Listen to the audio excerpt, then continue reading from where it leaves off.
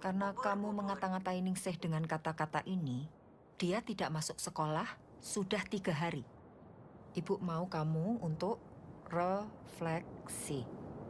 Bodoh, goblok, tolol, petuk, ubur-ubur, bodoh. Kata-kata ini terngiang-ngiang di kepala Ningsih terus-menerus. Putar rekaman ini di kecambah pratikum biologimu. Nanti seminggu lagi kamu beritahu ibu. Adakah perbedaan antara kecambah yang kamu bodoh-bodohin ini dengan yang tidak? Sesungguhnya apa sih yang sedang dilakukan di dalam adegan tersebut? Minta maaf, Bu. Baik. Film yang akan kita bahas ini sejatinya akan membuat kalian lebih berpikir, lebih bertanya-tanya tentang isu kritis yang sedang terjadi di negeri ini. Semua hal tersebut disajikan dengan sangat membumi dalam film Budi Pekerti. Oke, langsung saja kita bahas filmnya.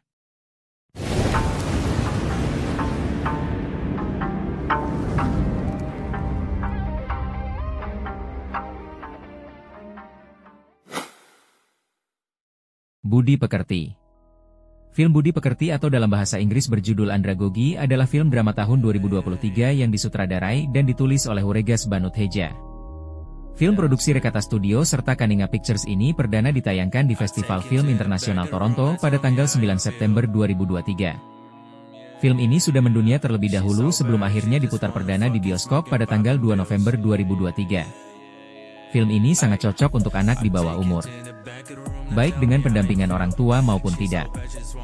Durasi film ini adalah 110 menit. Film ini berhasil meraih penghargaan pemeran wanita terbaik dan pemeran wanita pendukung terbaik di Festival Film Indonesia tahun 2023. Film ini berkisah tentang seorang guru bimbingan konseling yang bernama Bu Prani. Ia berselisih paham dengan salah satu pengunjung di pasar. Ketika perselisihan itu sedang terjadi, tanpa sepengetahuannya ada seseorang yang merekam dan mengunggahnya pada media sosial. Selanjutnya video yang telah diunggah tersebut akhirnya viral dan mendapatkan komentar negatif dari netizen. Netizen menilai sebagai seorang guru, sikap Bu Prani tidak mencerminkan seorang guru yang baik. Video yang telah viral tersebut akhirnya didengar oleh kepala sekolah tempat dia mengajar. Atas kejadian tersebut pihak sekolah mengancam akan mengeluarkannya dari sekolah. Selain berdampak pada sekolah, kejadian itu juga ikut berdampak pada keluarganya. Keluarga Bu Prani tidak bisa tenang karena identitas mereka selalu dicari-cari kesalahannya. Selain itu, mereka dihakimi dan dikecam atas kejadian tersebut. Diceritakan, Bu Prani memiliki 2 anak yaitu Tita dan Muklas. Kedua anak Bu Prani tersebut pun bertekad ingin membantu permasalahan ini agar cepat terselesaikan. Mereka juga menjaga supaya bapak mereka yang bernama Didit tidak mengetahui permasalahan tersebut karena sedang mengidap depresi. Bagaimanakah kelanjutan kisah Tita dan Muklas dalam mencari jalan keluar terhadap permasalahan yang sedang mereka hadapi? Oke, setelah kita bahas alur cerita filmnya, mari kita bahas tokoh dalam filmnya satu persatu. Bu Prani. Bu Prani berprofesi sebagai guru BK di SMP daerah Yogyakarta. Ia dikenal sebagai guru yang mumpuni serta inovatif dalam mendidik murid-murid bermasalah. Berbagai terobosan baru yang dibuat Bu Prani selama pandemi membuat ia masuk bursa wakil kepala sekolah baru. Namun, sebuah video yang menampilkan Bu Prani berselisih di pasar tiba-tiba mengubah hidupnya. Video itu viral hingga Bu Prani menjadi target hujatan netizen. Kehidupan Bu Prani yang sudah sulit menjadi semakin runyam karena mendapat tekanan dari berbagai pihak. Tita. Tita merupakan anak perempuan Bu Prani yang memiliki usaha jual pakaian bekas alias thrift shop. Tidak hanya itu, ia juga menjadi personel band independen yang kerap menyuarakan isu-isu sosial. Tita memiliki idealisme yang tinggi dan selalu berupaya mengangkat isu-isu sosial di dalam bandnya. Saat ibunya terkena masalah, ia memberikan ide kepada ibunya untuk membuat sebuah klarifikasi dan menyebarkannya ke media sosial agar kesalahpahaman yang terjadi bisa selesai. Namun klarifikasi tersebut membuat semua semakin kacau hingga dirinya pun ikut terimbas saat ibunya makin dihujat netizen. Hingga ia harus berjibaku membantu sang ibu keluar dari masalah, dan terpaksa mengorbankan mimpi-mimpinya. Muklas. Muklas adalah si bungsu dalam keluarga Bu Prani. Berprofesi sebagai influencer naik daun dengan nama Muklas Animalia. Ia gemar membuat konten meditasi dengan tema belajar dari sifat hewan-hewan. Mendapat banyak dukungan dengan konten-kontennya tersebut membuat Muklas menjadi sangat terkenal di media sosial. Kesuksesannya di dalam dunia media sosial sering ia perlihatkan kepada keluarganya terutama kepada ibunya. Namun, hal itu berubah drastis setelah ibunya memiliki masalah dan menjadi bulan-bulanan netizen. Muklas adalah orang yang tidak setuju jika ibunya membuat klarifikasi terhadap kesalahpahaman yang terjadi karena Muklas tahu apa yang akan terjadi jika ibunya melakukan hal tersebut. Pak Didit. Pak Didit merupakan suami Bu Prani yang semula memiliki bisnis kecil-kecilan. Namun, berbagai jenis bisnis yang dicoba Pak Didit selalu gagal, terutama saat pandemi melanda. Kondisi itu membuat perekonomian keluarga runtuh, dan harus bergantung kepada istrinya. Mengetahui kenyataan tersebut membuat Pak Didit sangat stres hingga Pak Didit mengalami depresi akut dan harus konseling. Pak Didit juga mengalami penyakit kejiwaan yaitu bipolar. Penyakit tersebut sesungguhnya disadari oleh Pak Didit namun terkadang dirinya menjadi tidak terkendali. Kehidupannya pun ikut dipertaruhkan ketika masalah menimpa Bu Prani dan anak-anak tanpa sepengetahuannya. Gora. Gora merupakan alumni SMP sekaligus mantan murid Bu Prani. Ia semula murid nakal yang gemar berkelahi, tetapi menjadi patuh usai mendapat bimbingan dari Ibu Prani sang guru BK. Ia kemudian bekerja sebagai videografer di media alternatif bernama Gaung Tunas. Gora juga menjadi orang yang memberi rekomendasi kue putu viral ke Bu Prani, pemantik semua tragedi pahit yang dialami Bu Prani. Saat Bu Prani sedang menghadapi masalahnya, ia merasa harus bertemu Gora dan berharap Gora dapat membantunya keluar dari masalah. Namun semua tidak sesuai dengan harapan Bu Prani. Ternyata Gora juga memiliki masalah yang timbul akibat Bu Prani. Oke, setelah kita bahas beberapa tokoh penting di dalam filmnya, mari kita bahas tentang filmnya itu sendiri. Film Budi Pekerti merupakan karya brilian dari Uregas Banudheja. Setelah sukses dalam film Penyalin Cahaya, kini ia mencoba membuat karya memukau lagi yaitu Budi Pekerti. Film drama yang mengangkat isu-isu sosial yang sangat dekat dengan kita semua. Jujur saja saat saya menonton film ini benar-benar serasa dekat sekali dengan kita saat ini. Tentang bagaimana media sosial bisa menghancurkan seseorang.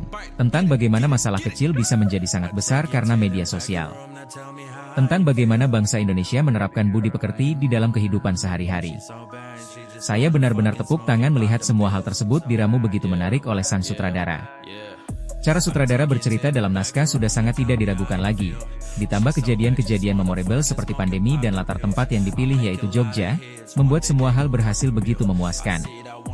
Jogja sebagai latar berperan penting dalam menyuguhkan nyawa film, baik secara narasi maupun visual. Budi Pekerti juga terasa membumi sekaligus nyata, menunjukkan usaha sang sutradara merawat akurasi latar dan suasana secara teliti dan bijak. Detail-detail menarik dalam film ini sudah pasti lahir dari kekuatan penjiwaan para karakter utama di dalam filmnya. Luar biasa, mereka benar-benar seperti tidak berakting. Sangat luwes, sangat natural, sangat menjiwai. Chemistry satu sama lain sangat enak untuk dilihat. Budi Pekerti juga brilian dalam menyuguhkan dialog yang hampir seluruhnya berbahasa Jawa. Film ini ternyata berhasil memastikan semua karakternya dapat berinteraksi secara luwes, bahkan dalam urusan aksen medok. Dalam filmnya, sang sutradara juga mengangkat beberapa budaya yang cenderung benar-benar terjadi sesuai dengan latar tempat film ini. Jika kalian sudah menonton filmnya, maka detail paling menarik lainnya ada pada ending. Mirip-mirip dengan ending Penyalin Cahaya yang sangat teatrikal, ending film ini juga banyak sekali hal tersirat di dalamnya. Saya tidak mau membocorkan seperti apa adegannya, namun beberapa unsur penting dalam adegannya ada pada hujan, jembatan, dan bakso. Jika kalian sudah nonton filmnya, silahkan artikan sendiri maknanya.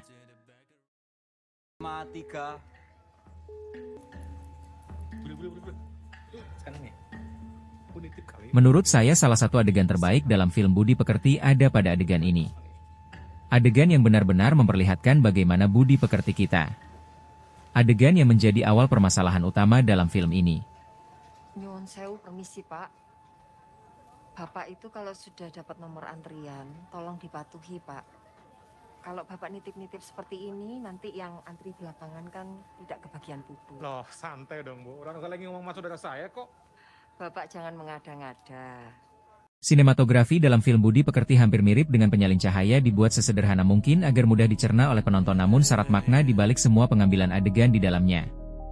Secara tata artistik, suasana pasar, suasana sekolahan, suasana rumah benar-benar dipelajari dengan baik sehingga saat direkam kamera tata artistiknya benar-benar hidup seperti dalam aslinya. Satu lagi hal yang paling menarik dan spesifik dalam film ini adalah warna yang diperlihatkan. Bisa kalian lihat jika warna dalam film ini didominasi warna kuning. Bukan tanpa alasan, warna kuning sendiri merupakan warna mencolok yang sering digunakan sebagai sampul buku pendidikan Budi Pekerti di tahun 90-an. Sungguh otentik dan kontekstual. Kesimpulannya, film Budi Pekerti merupakan karya yang patut untuk diapresiasi tinggi. Sekali lagi, Uregas Banudheja berhasil meramu isu sosial yang sangat membumi dan sangat dekat dengan kehidupan kita menjadi sesuatu yang patut dibanggakan hingga ke luar negeri. Isu yang diangkat kali ini adalah isu bagaimana kejamnya media sosial dalam melakukan bullying terhadap seseorang. Di film ini kontekstual simbolis yang biasa dipakai oleh sang sutradara terlihat lebih lembut namun tetap mencolok seakan ingin tetap memberi tanda bahwa ada makna di balik semua yang tertangkap kamera. Banyak sekali pelajaran yang bisa diambil dari film ini. Film yang benar-benar mengingatkan kita tentang budi pekerti. Film yang sangat luar biasa. Skor dari saya untuk film ini yaitu 10 dari 10. Film sempurna yang hampir tanpa celah. Mungkin jika kalian sudah menonton filmnya kalian akan merasa bahwa penilaian saya terlalu berlebihan. Namun saya sangat suka sekali dengan pemaknaan adegan yang memiliki makna dalam di setiap tata artistiknya yang sederhana. Oke, sekian dulu review kali ini. Sampai jumpa lagi.